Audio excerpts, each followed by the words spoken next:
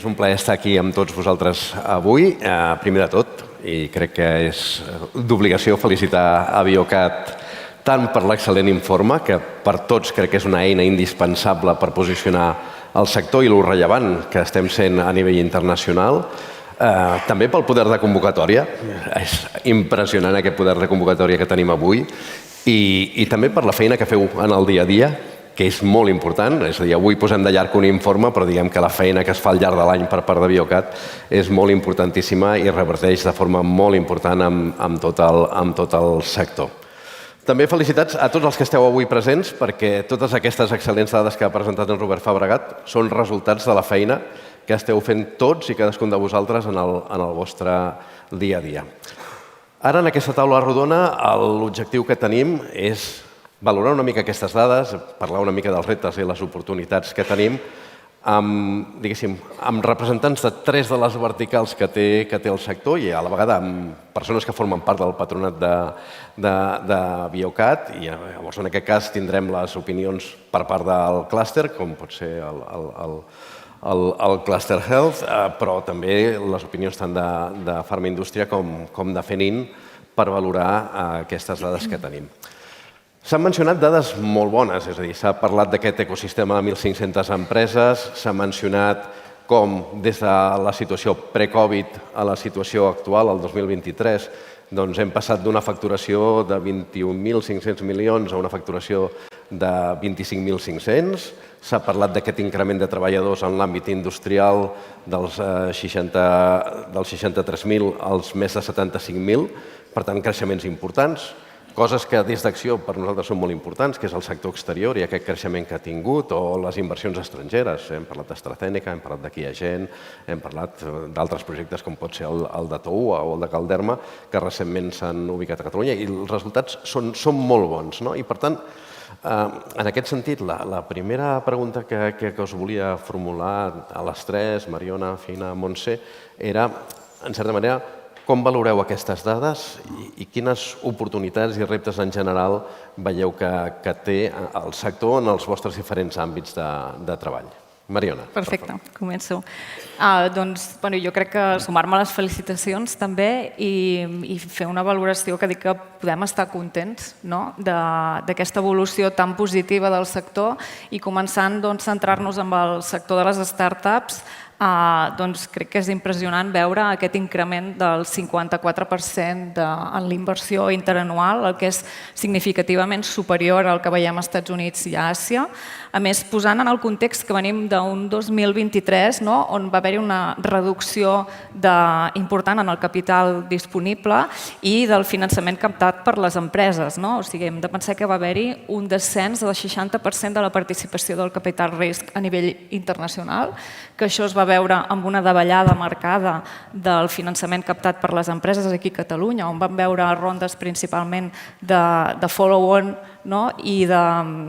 i que els fons que participaven principalment eren locals i no hi havia tanta participació internacional.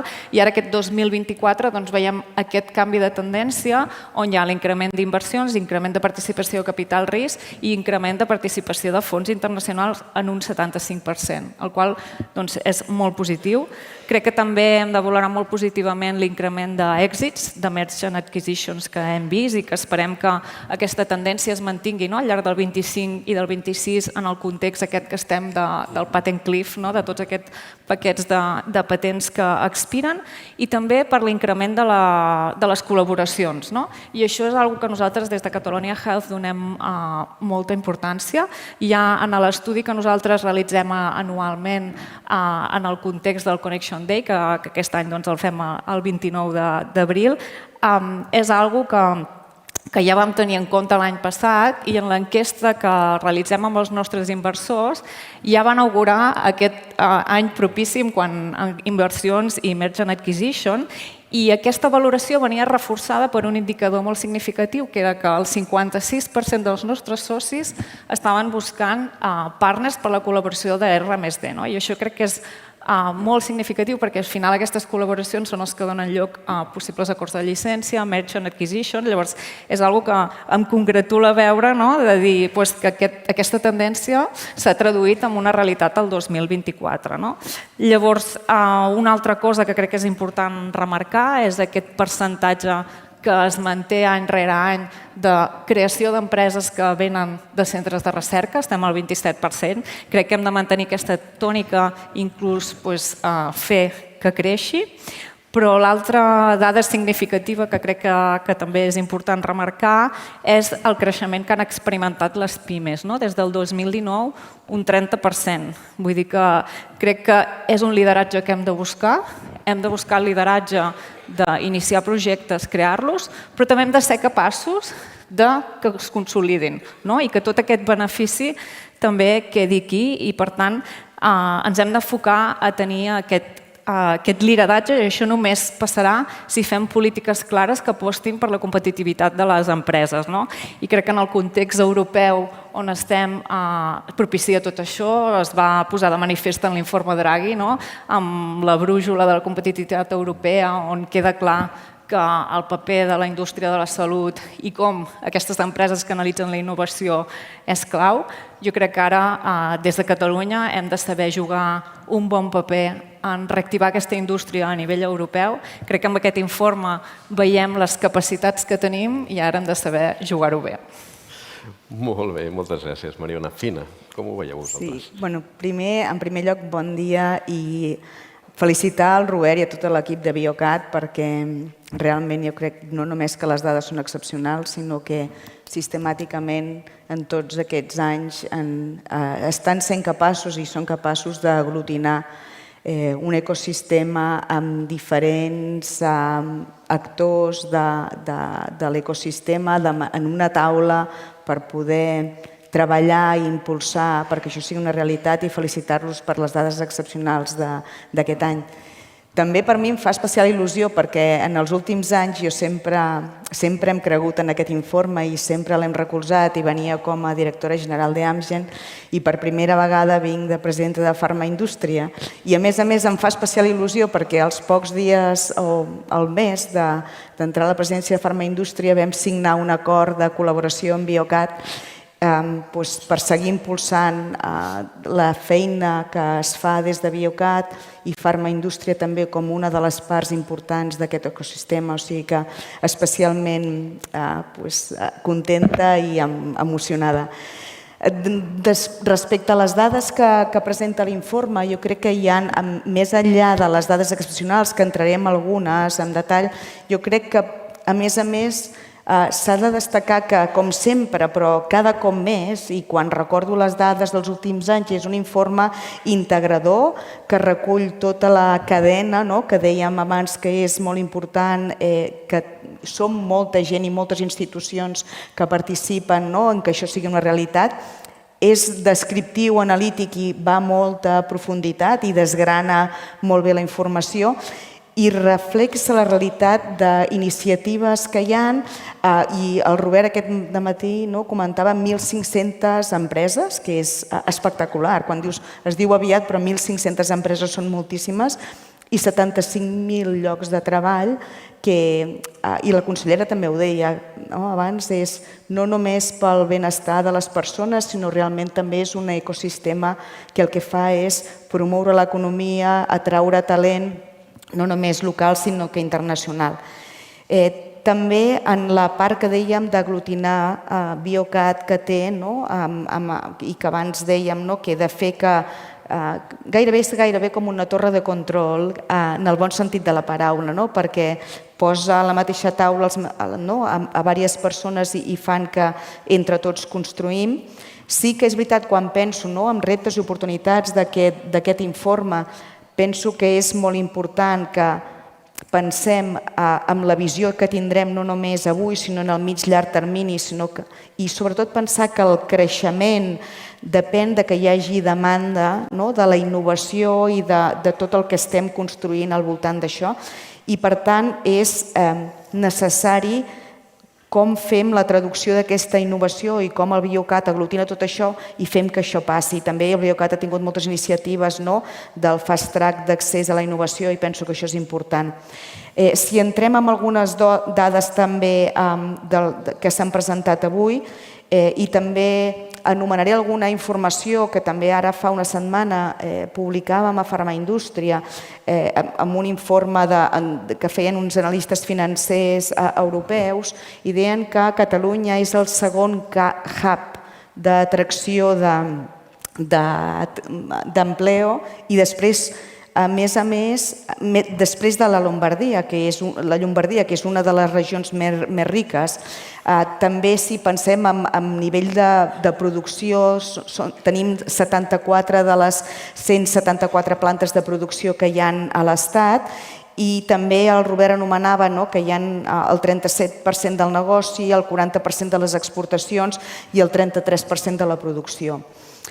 També a nivell de Catalunya és allà on realitzem més assajos clínics i a nivell de les inversions d'I+D intramurs, Catalunya aglutina el 30% de les inversions de tot l'Estat. O sigui que jo crec que tenim una gran oportunitat de país, que jo crec que estan totes les peces posades i a més el creixement exponencial és espectacular, que les companyies associades a Farmaindústria tenim una molt alta implantació a Catalunya i de fet els 20 centres d'investigació que tenim a l'Estat estan aquí i es fan també moltes col·laboracions amb centres de recerca i al final el que volem és seguir atraient inversió i que sigui un pol d'atracció com ho està sent ara i consolidar-lo i que segueixi creixent. O sigui que jo crec que tenim una excel·lent oportunitat amb les dades d'avui a referent de la posició que té Catalunya i felicitar de nou una altra vegada per l'informe. Felicitats. Moltes gràcies, Fina.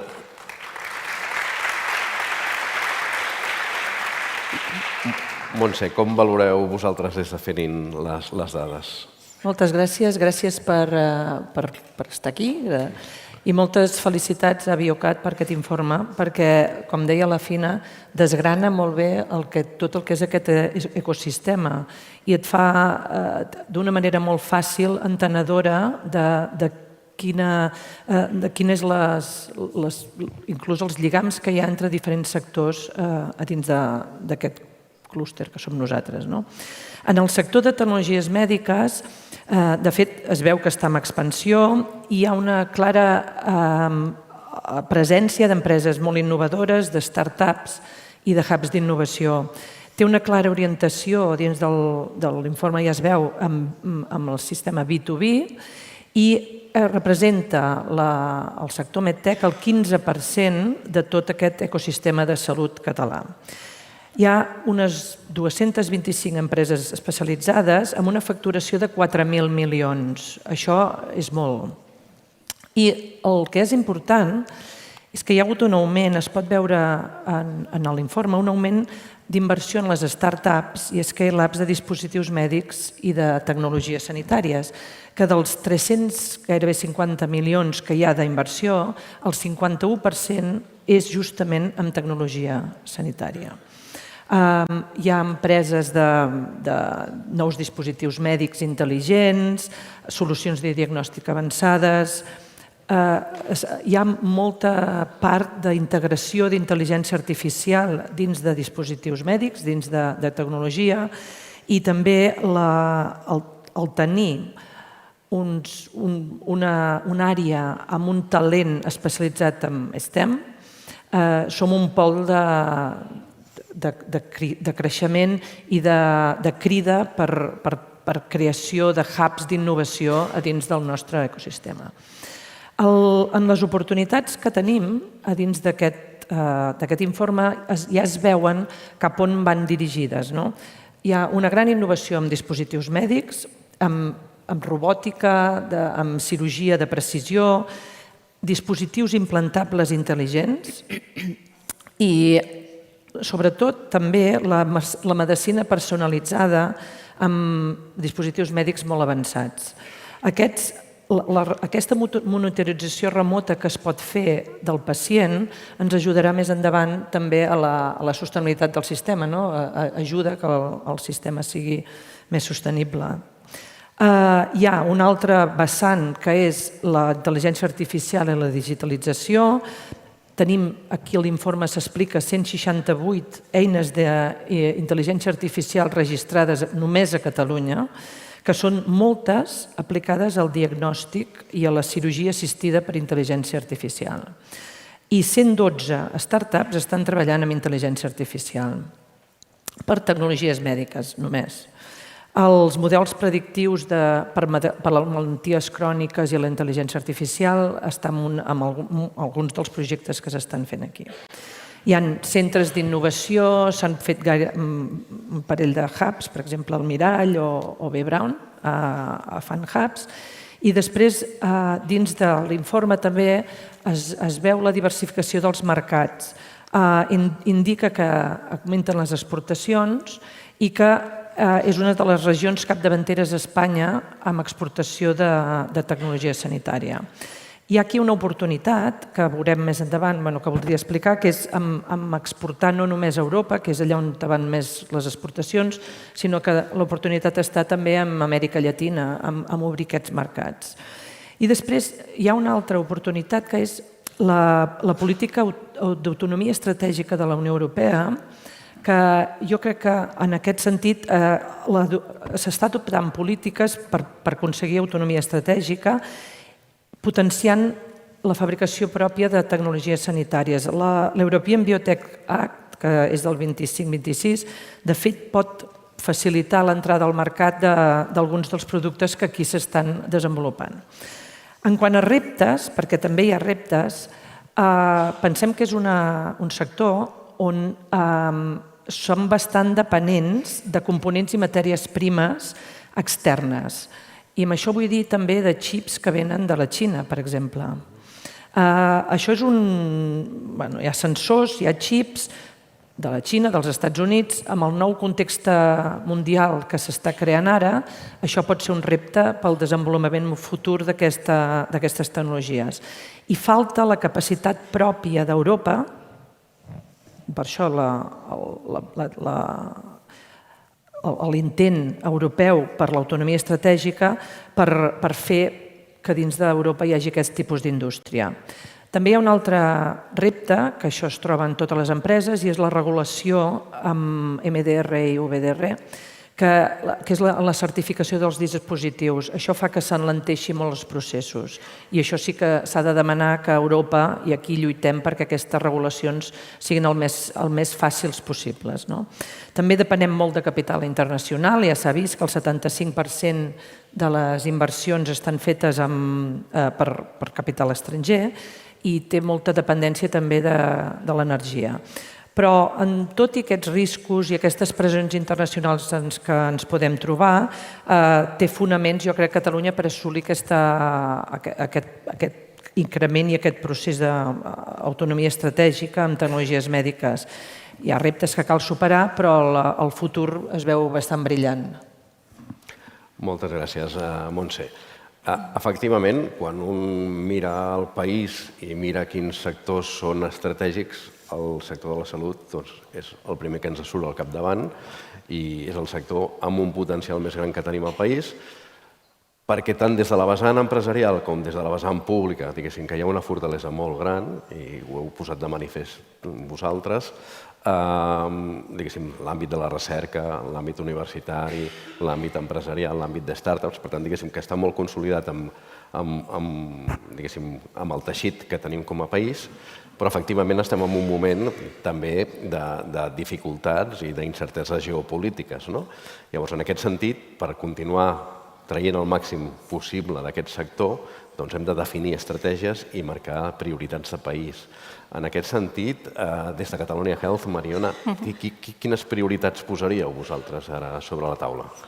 La primera de totes, amb la línia que tu deies, al final és prioritzar aquest sector i tenir una política clara que integri aquest sector. Crec que amb les dades que tenim aquí és evident que Catalunya té un lideratge sòlid en el sector de la salut i que la indústria hi té un paper clau. Per tant, s'ha de comptar en potenciar aquest sector i em va alegrar veure que en el pla Liderem Catalunya es té en compte aquest sector com un sector en el potencial que cal invertir pel desenvolupament econòmic del nostre país, amb línies d'incrementar el nombre de creació d'empreses, inclús de creació de fons que poden potenciar aquestes empreses i amb instruments que ajudin a la col·laboració público-privada.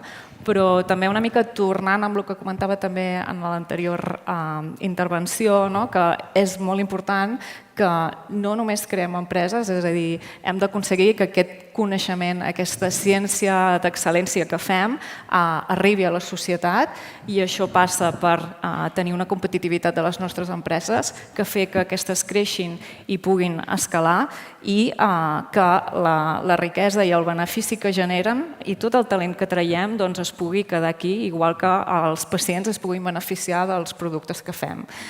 I això només ho aconseguirem si apostem clarament per dues polítiques.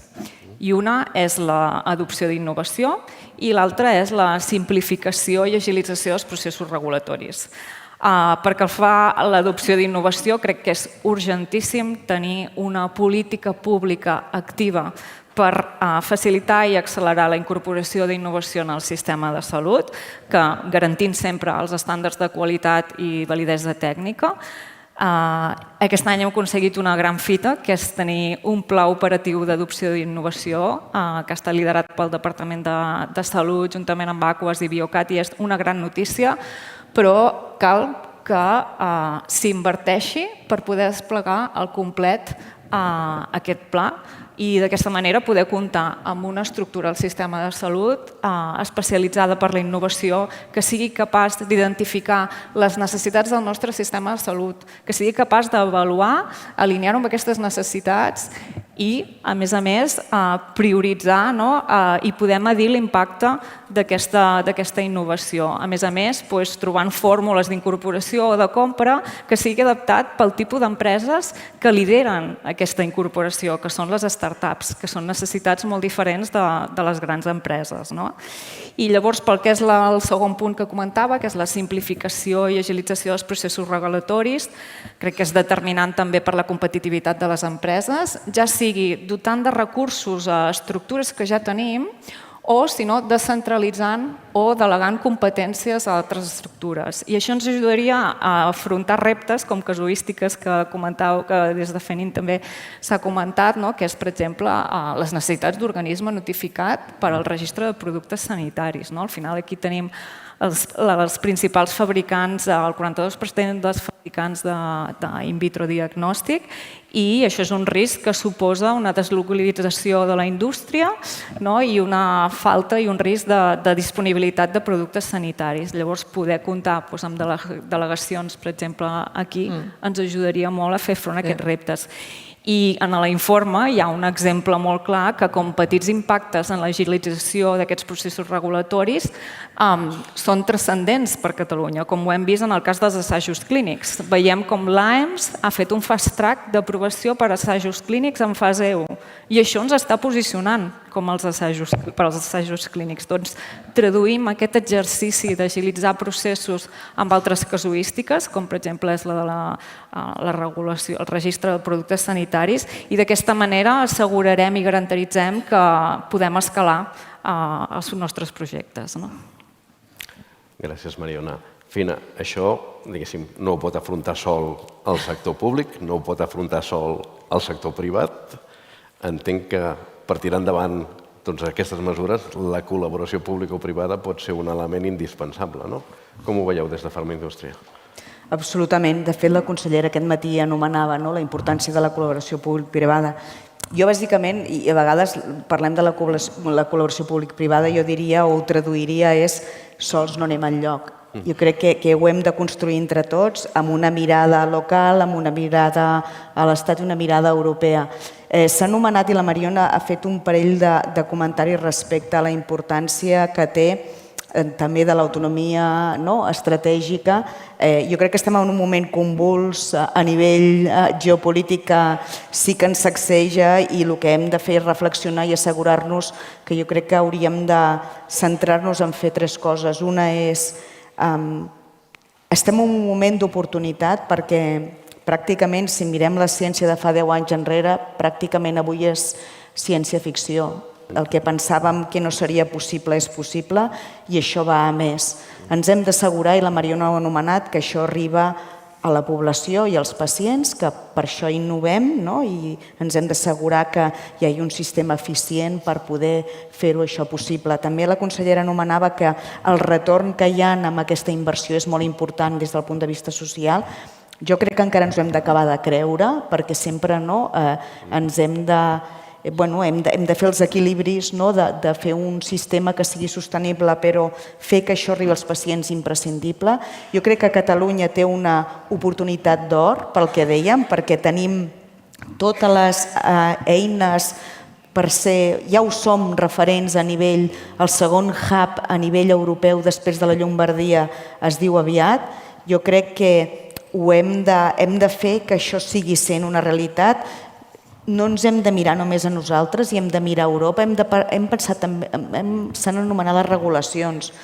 I Europa està fent algunes vegades coses contradictòries per l'autonomia estratègica i nosaltres, per exemple, la setmana passada des de Farmaindústria vam tenir una reunió amb Pedro Sánchez per parlar de la importància que té de seguir empenyent i que ens mirem a Europa i mirem també algunes mesures regulatòries que arriben que probablement el que fan és no ajudar a l'atracció de la inversió.